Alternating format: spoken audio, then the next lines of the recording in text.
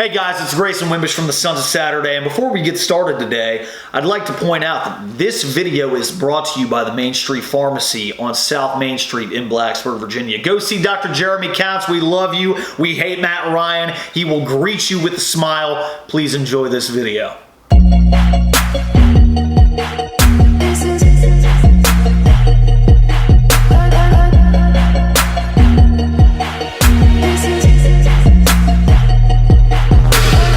What's up, sons and daughters? It's your favorite West Coast son of Saturday, Grayson Wimbish. I am joined today by Eric Avissar. He's the social chair for the Los Angeles Virginia Tech Alumni chapter. Eric, how you doing, man? Doing great, Grayson. Thank you for having me. Absolutely. So listen, I know that Lays and Bill and Pat got to do their thing on Wednesday, and they recorded an episode, and I guess the downside of me living out here is I don't get to always be on those episodes. So I talked to Bill and Pat, and I was like, hey, how do I throw out my 2 cents about, I don't know, like score predictions and talking about the game as it comes up? And I thought that this would be the proper outlet to do that. So I asked Eric to join me.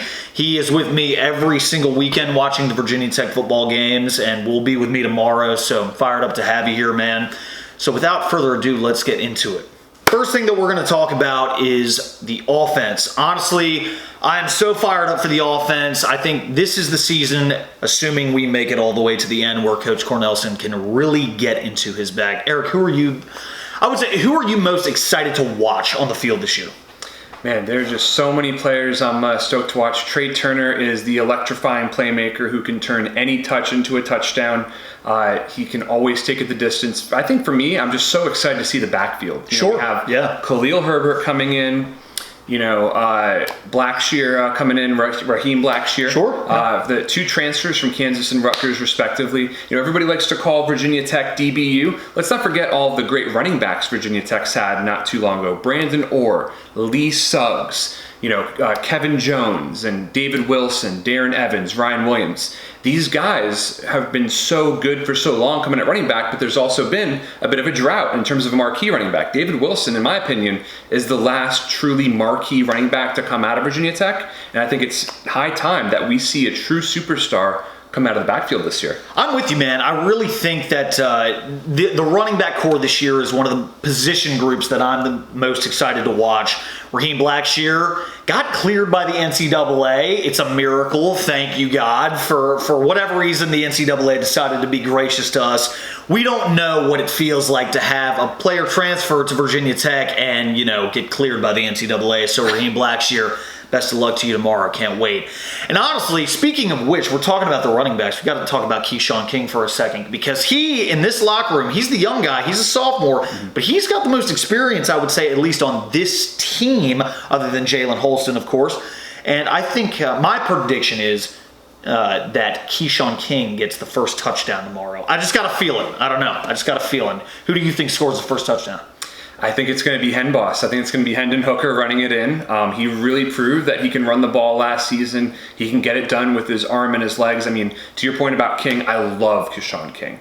He is so talented, so explosive with the ball. And, if not for those transfers, I think he would be the bell cow of this team. And all of a sudden, he's facing an uphill battle to get touches, as every running back under the Justin Fuente era is faced. Sure. But at the same time, I love King's game. I think he has a very bright future, and I think he will certainly see touches tomorrow as well.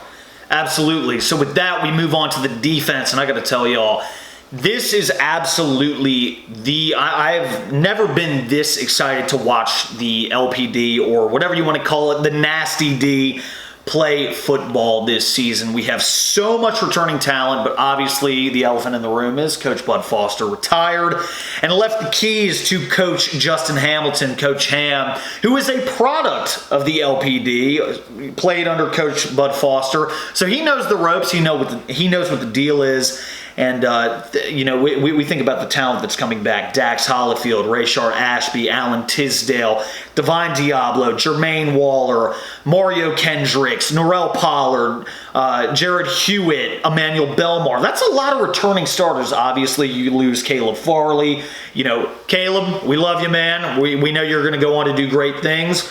We lost another safety, Devin Hunter, to different issues off the field. So it'll be interesting to see how young people step into these roles. Guys like J.R. Walker, guys like Alan Tisdale, who will have to step up big time in the corner spot. So, I don't know. I would say out of this unit, which position group are you the most excited to watch?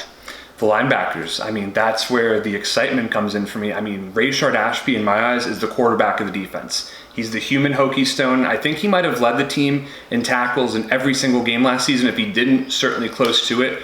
He's just such a great leader, and everybody loves Dax, right? Everybody loves Dax. We love Dax at the Sons of Saturday. Yes. He's that kid's a stallion. He's something else. And you catch him down at Bull and Bones or whatever.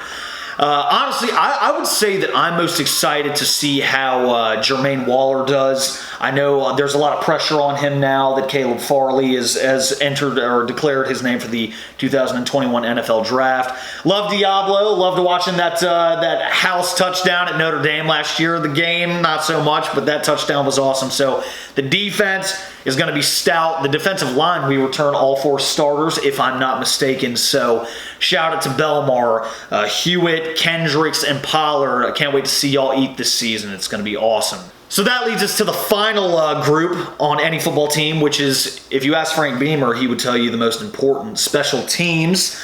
Coach Shebest, his unit is spearheaded by our favorite Australian punter, Oscar Bradburn, who, if I'm not mistaken, is entering his final season in Blacksburg. Oscar, it's been an honor and a privilege watching you play, man.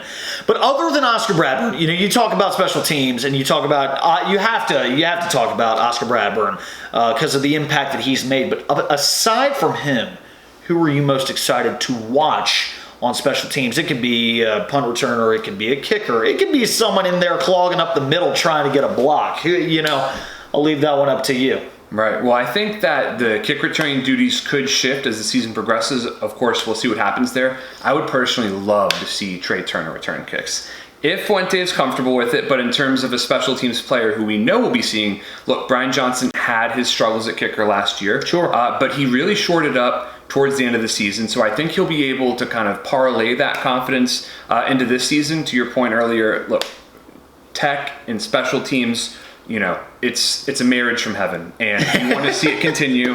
And I think that special teams will continue to get it done. It's one of those traditions that's continued to endure beyond the Beamer years. That is, of course, Beamer ball. Sure. And I think Coach Shebest, it's a testament to him, honestly. We still, to this day, we see blocked punts. We see Greg Stroman housing punt returns against ECU, and it's just, I think Coach Shebest has really made it his own.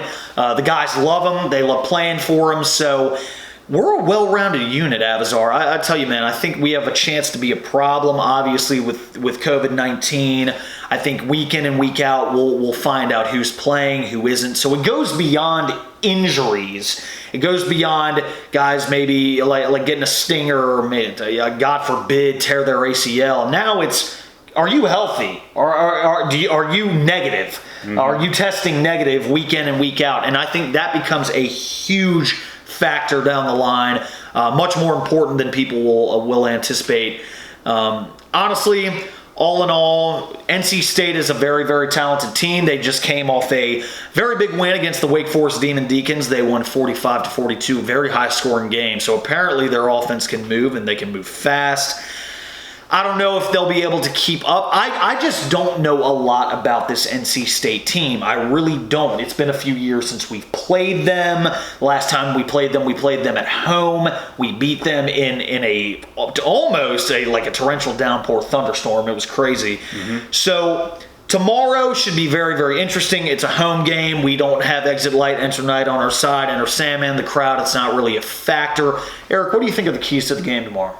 I think the keys to the game, more than anything, is composure. How are you going to handle, on Virginia Tech's point of view, playing in Lane Stadium without that home support? It's going to be a very difficult feeling for the players. There's just so much uncertainty to deal with. I think Justin Fuente has been very frustrated by the situation, and I think, honestly, there's a voice inside of him that wonders if the season should be happening, but Justin Fuente is a high-character coach. It takes a tremendous level of character to take the beat down that Virginia Tech took against Duke last season, to recover, get to a bowl game, win 8 games. So I like the way that he will prepare this team. And look, he's always going to do his job. He has instilled that great work ethic at Virginia Tech, and even without the home fans, I think the players will be riled up. Sure. They've seen college football being played for 2 weeks in a row without them, and they were supposed to have played in the past 2 games, and there are so many Hokie fans chomping at the bit. So even if they're not going to be in Lane Stadium, they know they're going to be there in spirit. Given NC State's high-scoring game last week and Virginia Tech's high-powered offense, I see a lot of points being scored tomorrow. So what's your score prediction then? I'm taking Virginia Tech by a 42-35 margin. 42-35 margin. Very interesting. Okay. I agree with everything you just said. I think the key to this game is because our secondary, we just don't know. We lost Caleb Farley. We lost Evan Hunter. We have some spots to fill there, and I think NC State will take advantage of that. I think they will pick on that, and they expect them to throw the deep ball, and they will throw it early to try and weed out that inexperience. That, I think, is where we get into trouble initially, and if they draw first blood, that will be why. Other than that, I think the key is stopping the run. Will we? I don't know if NC State's quarterback is necessarily mobile. Bud Foster, I gotta love him. Love Coach Foster. In the latter years, stopping the scrambling QB became a little bit of an issue. So it'll be interesting to see how Coach Ham adjusts and acclimates to the scrambling quarterback situation with his defense this year. I think stopping the scrambling quarterback, stopping the run, and stopping the deep ball. You know what? That's all encompassing. Just play great defense. That's the key to the game. And if the Hokies draw first blood and they go up early, I think it's a wrap. I'm taking the Virginia Tech Hokies 31-17. With that being said, that is all, guys. Thank you so much, sons and daughters.